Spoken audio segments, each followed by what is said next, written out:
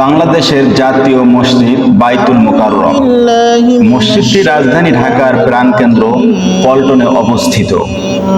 মক্কার পবিত্র কাবা ঘরের আদলে চারকোনা আকৃতিতে মসজিদটি নির্মাণ করা হয়েছে। এই মসজিদে 40,000 মুসল্লি একসঙ্গে নামাজ আদায় করতে পারেন। নান্দনিক এই মসজিদটি নকশা করেছেন পাকিস্তানের সিন্ধু প্রদেশের স্থপতি এইচ থালানি।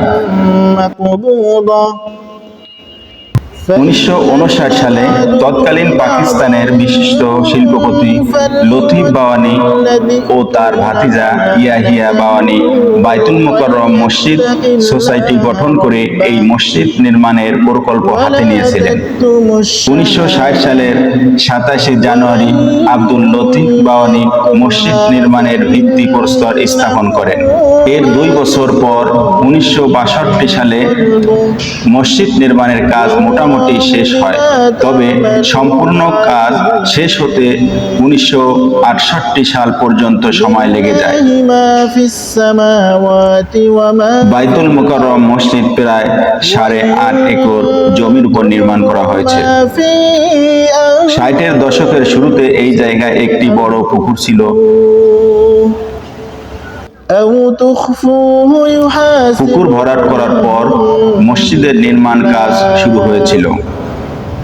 বাইতুল মোকাররম মসজিদটি নির্মিত হয়েছে পুরানো ঢাকা ও নতুন ঢাকার মিলনস্থলে।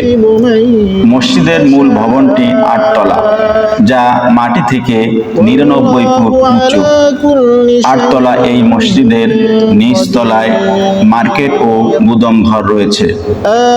মসজিদের উত্তর, দক্ষিণ এবং পূর্ব দিকে 3টি প্রবেশ পথ রয়েছে। 3 তলার উত্তর পাশে নারীদের নামাজ পড়ার ব্যবস্থা আছে।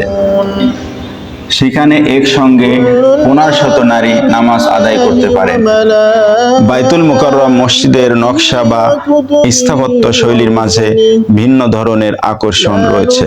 সে কারণে দেশি বিদেশি অনেক পর্যটক বাইতুল মোকাররম মসজিদ দেখতে আসেন। وقالوا سمعنا وأطعنا غفرانك ربنا وإليك المصير لا يكلف الله نفسا إلا وسعها لها ما كسبت وعليها ما اكتسبت ربنا لا تؤاخذنا إن نسينا أو أخطأنا ربنا ولا تحمل علينا إصرا كما حملته على الذين من قبلنا ربنا ولا تحملنا ما لا طاقة لنا به واعف عنا واغفر لنا وارحمنا أنت